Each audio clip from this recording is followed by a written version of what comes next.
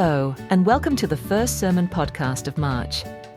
This week we have the message from Paul Noyce, who took us on a couple of Mission Impossible themed journeys.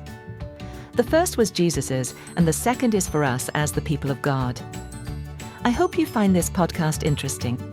If you do, give us a like so we know. God bless. See you next time.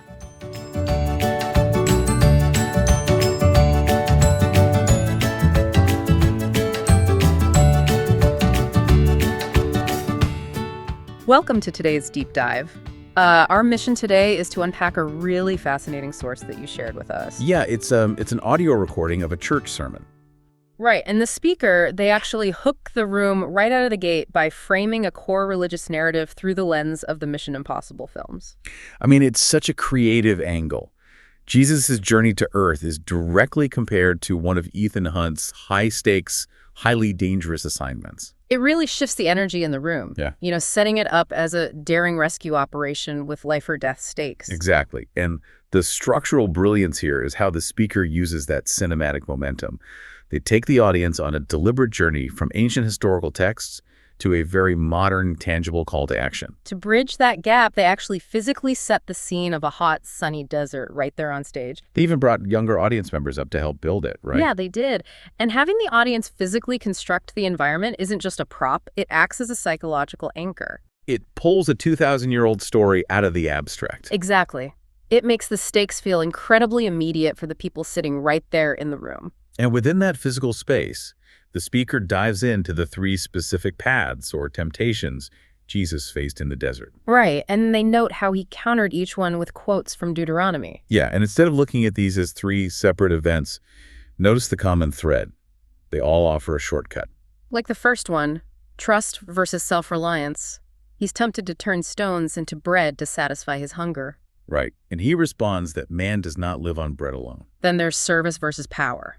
The temptation to establish an instant earthly kingdom in exchange for worshiping the devil, basically bypassing the hard work of service. And finally, humility versus fame. He's tempted to perform this spectacular stunt by jumping off a temple to be caught by angels. The overarching takeaway the speaker emphasizes is that Jesus consistently rejected instant gratification. He repeatedly chose what is described as the costly path to the cross rather than the easy way out. And that rejection of the easy way out perfectly sets up the pivot in the second half of the recording. The speaker actually stops preaching and literally passes the mission to the audience. Quote, "People of God, this is your mission, should you choose to accept it."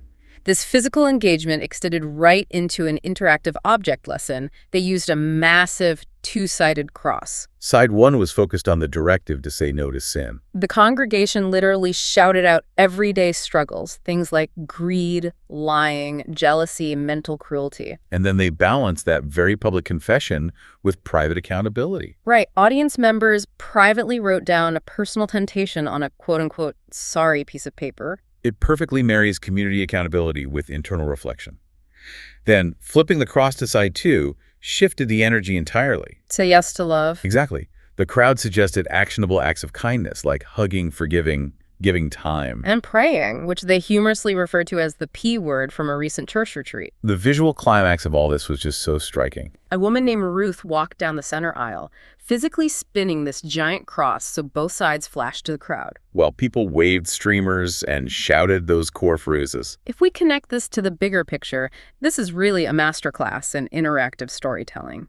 It shows how communities use shared physical experiences and pop culture touchstones to make ancient moral frameworks highly applicable.